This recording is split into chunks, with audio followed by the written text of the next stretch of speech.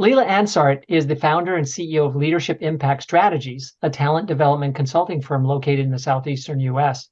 She's an alumni of the Center for Executive Coaching. Leila has a unique path into executive coaching and has learned to capitalize on that uniqueness to help her firm stand out in the marketplace.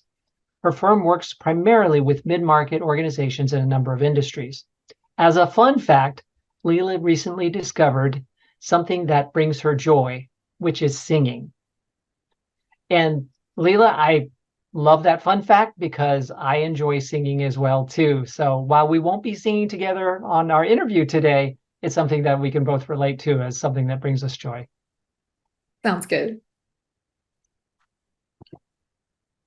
So it is a real pleasure having you with us on the show today. Leila, I've been looking forward to this conversation. I'm just going to jump right in and ask you the first question, if that's all right. Absolutely. Thanks, Michael. What caused you to shift from running a consulting firm to executive coaching back in the mid 2010s? So back then, I was doing consulting around social media strategy for small businesses, and I really loved the work. It was self-taught. I intentionally built that business when my kids were young, and I started it during nap time, and built it up to a point where I had a couple of part-timers working with me and was about to sign on a national account. When we decided to move locations, we moved from the Philadelphia area down to Florida. And while I certainly could have taken that business with me, I was having an honest moment and realized that I was quite burnt out from the topic. As you all know, that world changes extremely fast. And while it was exciting for many years, I got to the point where it just felt like I was running on a treadmill and never getting off. And so I used the opportunity that presented itself in moving across the country to start over and to kind of go back to the drawing board and decide what I wanted to do from there. So then you started your executive coaching practice. And as I look at your website and the team that you've put together, you have a solid team of coaches and advisors that you're working with. What's your strategy behind pulling this team together? Michael, when I first started executive coaching, I didn't even have the executive coaching certification yet. I was doing some work and quickly realized I need more tools in my toolbox, and which is what led me to the Center for Executive Coaching. But upon completing that program and then going out and marketing myself in the workplace, I realized that there's only so much you can accomplish one-on-one. The one-on-one work is very meaningful to me. It's part of the reason that I jumped into this field from the consulting field that I was in before. When you look at the end of the day, the end of the week, and you think, how many people was I able to impact just doing one-on-one executive coaching?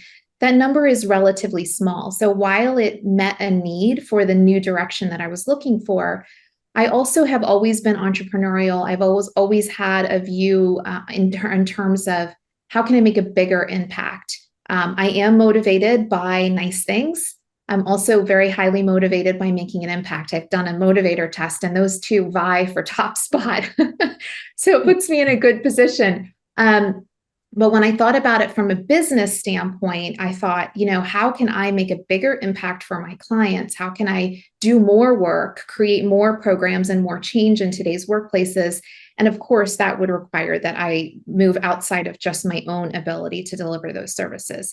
So my strategy in putting this team together is to bring together wonderful, highly practiced and trained individuals in many different fields, so that as we are engaged by our clients, we're able to bring many different services to them. And like I said, impact that much larger change. So it's motivated on both sides. From business impact, I want to be able to have a business that I'm growing and grow my revenue much larger than just my own, but also on the meaningfulness. I want to be able to make a bigger impact than just I could by coaching a handful of people myself. That makes a lot of sense. And I recognize some of the people on your team, and boy, are these really great coaches that you've put together on your team. So that's exciting. We seem to have a few things in common in that in the past, I have done a fair amount of marketing consulting myself. Mm-hmm. And I also started coaching without a credential. and realized after a few years of business coaching that maybe I could do it even better if I went and got some official training. And that's what took me to the Center for Executive Coaching. So that's interesting how we have some parallel related items in our past. Absolutely. So speaking of marketing, right, which we have in common, you clearly have a marketing mindset. How has that helped you grow your business? I think when you're a marketer, which is the world that I came from, you are always looking to iterate and to find ways to improve. So you have to sort of take a look at your process as, what can I learn this time? And then how can I get better? And I think coming at marketing from a standpoint of, I don't want to just put my name out there, build a website, do some posts, on whatever my favorite social channel is, and then hope the business comes. I want to actually find a way to stand out. And so I've tried several different things, and I'll be honest, not all of them have been successful. In fact, a lot of them have been what I call beautiful failures. They took a lot of time and effort and money, and it didn't always work out. But at the end of the day, if I'm able to come away from that and say, what did I learn and how can I apply that to my next effort? I do think it's really important. The other piece is not just mindset, but if you want to sign decision makers for your practice, you have to be where the decision makers are. And so in my own experience, I didn't come from, a 20, 30-year journey in corporate like many executive coaches do. And that's a wonderful path. But because I didn't come from that, I didn't have certain advantages that many coaches have. And I had to find a way to kind of blaze my own path. And so some of my marketing efforts have been around, how can I stand out? How can I do something a little different, a little bit fresh, a little different perspective, and enable me to become my firm to become more of a known entity in that way. Well, in the introduction, we said that you have carved out a unique position for your firm in the marketplace. And in your last answer, you've also talked about some beautiful failures, but also some tactics that have worked, and you bring a fresh approach to the marketing. Can you give us one example of how you've done marketing a little bit different than how some other coaches might approach it? Yes. Which one do I pick? Okay, so for one example, which I'll tell you is sort of still undecided on in terms of did it accomplish what I hoped, but it was a great exercise, and that was starting a podcast. So I was trying to find a way to gain entrance with some of the decision makers that were on my prospect list. And so I came up with an angle. How can I find a way to have a conversation with these people when they don't know me from Adam? And the podcast was an attempt to do that. I was able to make several contacts that have slowly been, building in terms of opportunity in the future. Nothing has directly closed from it, I'll be honest. But it did give me exposure to a world that I think opened up my eyes to even more opportunity. And so that's one of the ways. Another thing that I think I am doing and do well sometimes and still learning at other times is the idea of speaking to the right level of problem. When you get into environments such as, let's say, LinkedIn, which is my primary marketing channel, you get into environments, you see a lot of coaches talking about topics, and you may think to yourself, how am I going to be different? How am I going to take a fresh approach? And one of the most obvious is, are you talking about a topic that is evergreen, that has always been there? And so that's wonderful in many respects, but also there's a lack of urgency in those topics. So are you talking about what everybody's been talking about for the last 2 to 3 to 5 years in your space? Or are you trying to address the issues that are timely, that are urgent, that are important, and that are expensive to the decision makers that you're targeting? So that's another thing that I've learned through mentors. Definitely didn't come up with that myself, but trying to really make sure that I'm crystal clear on what I'm talking about so that the decision makers I'm targeting read the posts and say, oh, that is something that's bubbled up to the top of my priority list. This is an urgent issue for me right now. Let me read this, as opposed to, here's one more person generically talking about engagement, or one more person generically talking about the hybrid workplace. I mean, these are all topics that are top of mind, but there's not, you got to find that urgent important and expensive angle to it to be able to get attention. Oh, I really like that example a lot, Leila. That definitely stands out as being a different approach.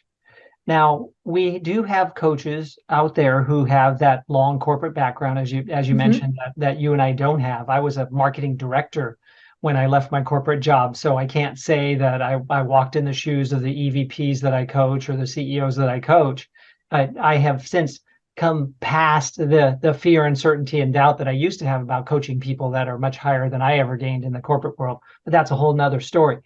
My point is that we have coaches that have that high level corporate background, but they don't necessarily have the marketing mindset, or at least they don't feel that they have the marketing mindset.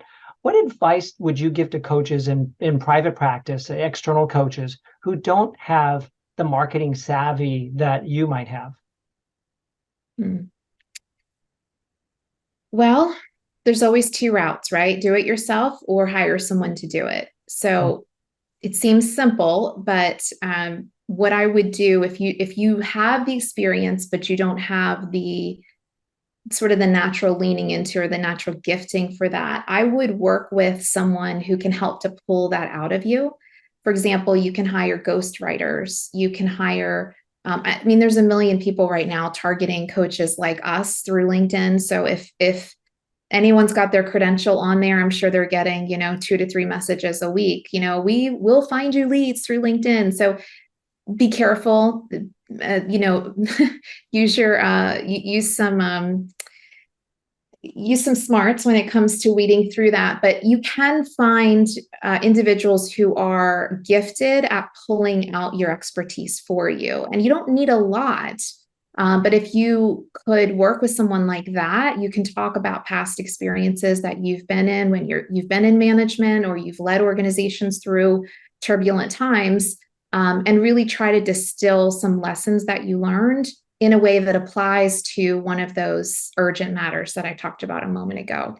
The other really practical thing is use the recorder app on your phone. Pretend somebody's interviewing you and on the topic that you're the most confident about, and ask yourself, hit record, ask yourself the question, and then just speak into your recording app. Because if you can do that, you get a little practice getting out of your knowledge out of your head through your words. And then you can always transcribe that and come up with a short LinkedIn post or a blog post or something of that nature. So you can kind of bootstrap DIY it several different ways, or of course you could invest a little bit of money into working with someone. What I would say to avoid, if I may go there, Michael, is don't go spend thousands of dollars on a marketing company right in the beginning, right when you get your credential or you're just building your business. I mean, unless you have crystal clear direction for yourself, a niche, a particular market that you're going after, and you already have success in that market, there's definitely a learning curve to becoming a coach external to an organization and building up a practice. So I would say do some of these things, but in my opinion, there's not a need for a huge outlay of resources right in the beginning. That seems like good advice.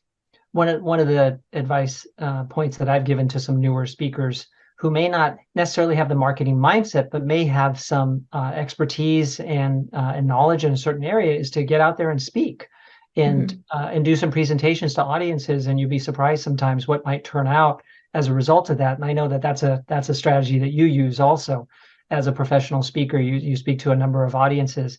Can you speak to that a little bit as to how speaking has helped your practice? Yes, of course.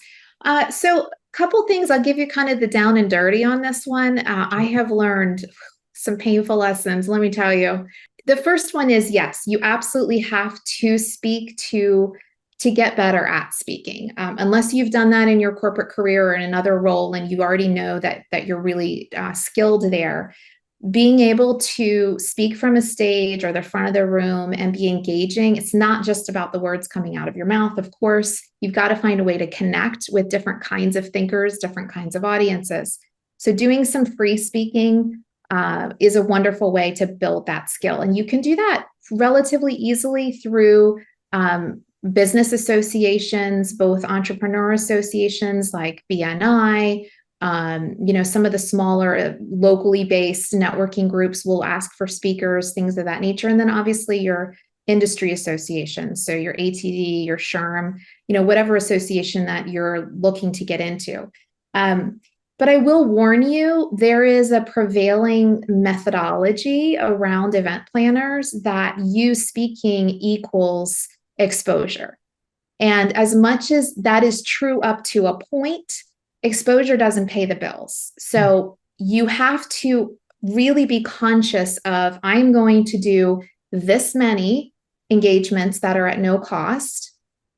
And then at that point, I'm going to start charging. And you may, depending on your skill, and get someone who'll give you honest feedback, but you may start by charging $150 or $500 or $1,000, whatever you feel is fair, and then start to slowly work your way up as you get more and more experience. One of the things that I've started doing, which has helped to give that perceived value to the meeting planner, is even if I choose to take an engagement where I'm not being paid, I will ask them, what kind of process do you have in place for marketing this event out, both in and outside of your own organization? Always ask it as if you're assuming they have a whole checklist that they do every time, but I'll tell you what, like 70% of the time they don't. They do next to nothing.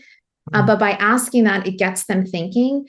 And sometimes I will agree to do that with an agreement that I put in an email and ask them to send back to me with their agreement in writing, that they will promote the event in their external social media channels. And if they have a blog where it would be appropriate to do a press release or something like that, so that at least I'm getting some visibility and some clickbacks to my website, some clicks through to my social media, those kinds of things. So that's always something that you can ask for and get creative with as well. Another great tip, if you don't ask them to promote you, they just might not have a plan. Yeah, and they don't mean to not have a plan. They're just, most of those meeting planners are volunteering at their association or their group, and it's one of many things that they're responsible for, and they just never were trained on how to really value the speaker's time. So you can help them and help all the other speakers coming behind you by helping to educate them. Yeah, completely agree.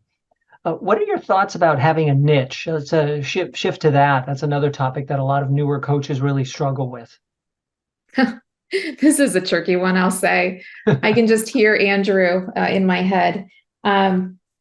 So I think the ideal answer is to have a niche, because you can go deeper in terms of visibility in that market much quicker. That being said, you can't control where your business comes from when someone's reaching out to you for, my company does more than coaching. We do employee training, leadership development, and some consulting in the talent development and talent planning space. So my intention has always been to have that niche. I did start out after graduating with my credential with a couple of industries in mind. And what I found is it did help to focus my marketing efforts. It did help to focus the conversations that I was having on social media or in blog posts, anything, written and out there. And that's, I think, very helpful. Before it got to the tipping point of it becoming anything that helped to create business, I ended up getting referrals from other clients who were outside of those industries. Oh. So our firm right now is in probably 12 different industries, based on some originally sourced business and some referral business. So I will say, take a look at your own background, take a look at where your network is, activate your own network. I would say that's really the easiest thing to do in terms of getting started, and let that be your niche, and then see where it goes from there. But utilize the niche methodology as much as it serves you. And then if the universe gifts you with some gifts out of left field, take them. Absolutely. And in case you're watching and wondering who is the voice in her head, she's speaking about Andrew Knight, the founder of the Center for Executive Coaching, a person that you know very well, but you as the viewer may not know. Absolutely. I hear his voice in my head regularly as well. So when people are starting out, sometimes it turns out to be more difficult than we anticipated to establish our coaching practice. I certainly went through that. as I started my business in the beginning of the mother of all recessions, and it was not easy going at a time like that to be selling coaching services. How do you keep yourself energized and motivated, Leila? First of all, there is no perfection. I like to say that because I definitely deal with that voice in my head that wants everything to be perfect. There's no perfection. So when you say, how do I keep motivated? I think it's a mountain and valleys, just like everyone else. In terms of trying to stay on the, halfway up the mountain, up to the top more often than in the valley.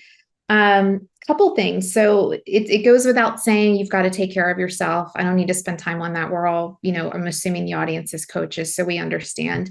Sometimes we forget to put our own knowledge and advice into practice. So are you sleeping well? Are you drinking water? Are you eating well? Are you doing something for fun outside of work? All those things end up, impacting your motivation for sure. But outside of that, I have found for me, I think really spending time where my natural gifting is tends to give more motivation than when I have to do all the other stuff that I have to do because I'm still wearing more hats than just one, even now in the growth of my firm. So I'm a big believer in predictive index. I know we all kind of have our favorite assessments. So on predictive index, you can see where you naturally do well. It doesn't cost you energy wise so much to do certain types of activities, and your creativity in that space tends to create more creativity and more motivation. So for me, that is bigger picture thinking. That is thinking about what could be innovated, what could I turn on its head and change. And this is, part of my sweet spot when it comes to how I market myself.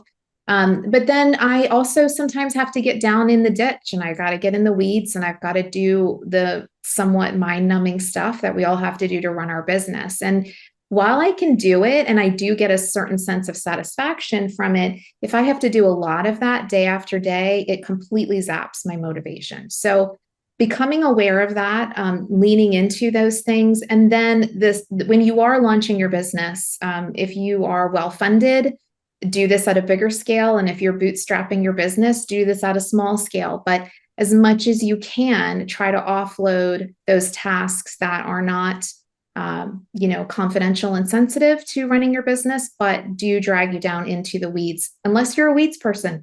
If you're a weeds person, then use those resources to work with someone to help you think big and plan and do the other side that probably, zaps your energy. For me, I was successful finding some offshore virtual assistants in the last few years. It's been wonderful. I mean, I found one, is it okay if I give the website name? Sure, absolutely. So onlinejobs.ph is a website for VAs in the Philippines. They are wonderful, wonderful people. I mean, just so wanting to do well, wanting to impact you. And because of the exchange rate, you're able to pay them very well, while it doesn't have to equal what you would pay someone here in the United States. So it's a win-win both ways. But I've had great success. In fact, I've had a few different VAs. My most favorite one is out on maternity leave right now. And she's been working for me in addition to working another part-time job. So it's given her creativity, flexibility, and an opportunity to grow with organizations. And she's been wonderful. So some of that nitty-gritty stuff I've been able to offload even in as little as 5 hours a week or 10 hours a week. So you don't have to be thinking a much larger investment to start to relieve yourself of some of those tasks. So that's for me the biggest thing that helps with motivation. Wow. That was like a little mini blog post right there, Leila, what you just shared. I swear there were so many good ideas in there. A couple of things that I want to recap is the predictive index and what it tells you. It reminded me of an assessment that I've recently become aware of, 6 Types of Working Genius from Patrick Lencioni. And he talks about your working geniuses, which for me, one of them is invention, which is the idea of creating new things, right? So you and I, again, kind of similar in that we love to think of new ideas and big picture things. And then one of my frustrations is tenacity, which is finishing things. Mm. And so I have people on my team who are good at finishing things, and sometimes too good, because I become the bottleneck. They need me a little bit more to get something finished. So I appreciate being self-aware, right? As you said, like, be Yeah. self-aware. So the more you know yourself, the more you can work in your zone of genius. And then the middle part is your competencies, which is, as you said, I can do it, but if I do it too much, then it wears you out. And that's where you want to also be aware that just because you're good at something doesn't mean it brings you joy and fulfillment. Yeah. Yeah, Yeah, yeah. it's so funny. My whole life, people told me, Leila, you're so great with details. You're so organized. And it wasn't until, the last 10 years that I realized, yeah, I can really perform there, but it does not bring me joy. And it is very monotonous. I mean, I can do it. And, if you want to do well, if you're self-competitive in that way, which I am, it still brings some satisfaction because you checked it off the list and you did it good. Yeah. But to be self-aware on what actually fills your bucket instead of kind of zaps you by the end of the day. Hmm. Absolutely. So you may have answered this question already, and definitely in part you did, but I still want to ask this last question, which is, any final success tips that you would like to share with newer coaches? Mm.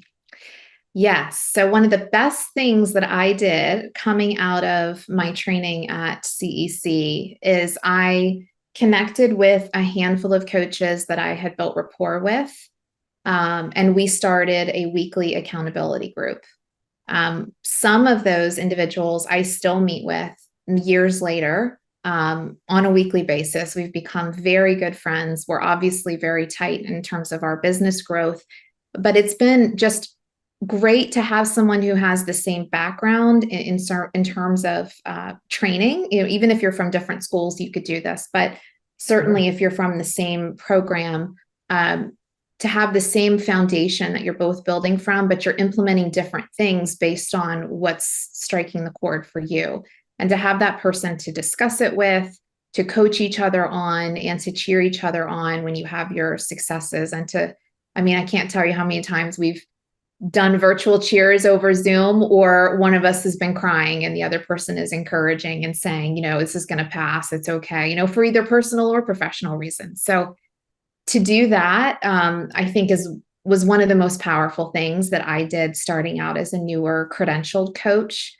And if you are going to work for yourself, it can be very lonely. So starting that out early and creating that community for yourself with some dependable cadence to your meeting is really important. At least it was to me.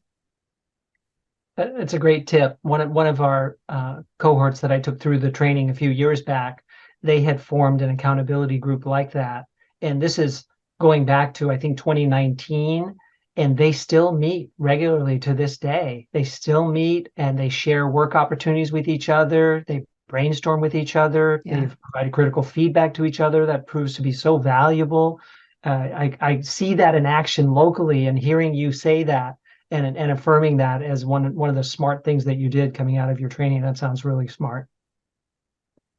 I'm sure I got that idea from someone there. It's probably you, Michael. Maybe so, but you put it into action. See, this is something else that I hope resonates with people throughout this interview, is that Leila is a person of action. I feel like you don't just take your ideas and then just say, maybe someday in the future I might work on it. You've worked on some pretty big projects and taken a lot of action throughout the years that you've run your practice. So although I said that was the last question, can you just talk about action a little bit and how important that's been? Because I feel like that's a theme here. Yeah, thank you for bringing that out. I actually just recently got to that self-awareness at a deeper level. So I'm really confirming to hear you say that. Thank you. What I would say is, a lot of the individuals that I spoke to coming out of the program, there's always a certain amount of self-doubt or fear that you're going to have about something not working. Of course, there's always the moments of confidence too. But I think I just always think, like, a year from now, am I going to look back and still be noodling on the same idea? And wondering what had happened if I had done it a year before. I mean, I've had things like that. I've seen trends in the marketplace. I've seen an article come out and read it and thought, well, they're completely missing this one angle, and yet out of fear, didn't put my voice out there and didn't contribute. And then someone else did and got huge positive response. So I've not acted and seen how it worked against me. And I definitely deal with those inner demons as well. You know, is it going to be good enough? Is it going to be clear enough? Is it going to provide value? Or is someone going to say you're not this enough or that enough, right? We all have those, I like to call them the gremlins in our head. But the thing that helps me is, one, imagining a year from now and saying, is this really going to be that big of a deal a year from now? Because hopefully this will be one of 5 things that I did. And maybe it'll be the one that worked, and maybe it'll be one of the 1 or 2 or 3 that didn't work. That's life. But I don't want to still be sitting here wondering if I'm going to take action. And then the other thing is 80% of the time, 80% is good enough. And that's in direct contrast to the perfectionist voice in my head. So that's my own tool, is to say, you know, only about 20% of the time does it really need to be as perfect as the standard I have in my head, which then causes the fear and the inaction. 80% of the time, probably 80% is good enough. And if it's not good enough for what I deliver at that 80%, then maybe it's not the right fit for me at that time. And I put that in context to when you're out there marketing yourself. Obviously, if a client engaged you for a particular engagement or a project, you do need to deliver everything you promise. So I'm not coming back on that. But in terms of marketing and how fear can get in our way to not execute and to not take action, if the way that you do it doesn't land and resonate, it's either it didn't get in front of the right people, or there's something there for you to learn to make it better the next time. So either way, it's an opportunity to keep stepping forward instead of being stuck in indecision. Okay, so I used to talk about the 80-20 principle. Now I'm going to talk about the 80-80 principle that I learned from Leila Ansart in my interview with her. Thank you, Leila. Another valuable nugget there, along with some other ideas about the importance of taking action as opposed to wondering about it a year from now. Thank you very much. This has been a really fulfilling interview and as rewarding as I thought it would be. So really appreciate you giving of yourself and sharing of your background and experience and knowledge with newer coaches who are watching. Absolutely. It's my pleasure. Thanks for inviting me, Michael. Oh, you're very welcome. I really enjoyed it a lot. And best wishes for continued success in your practice. Thank you.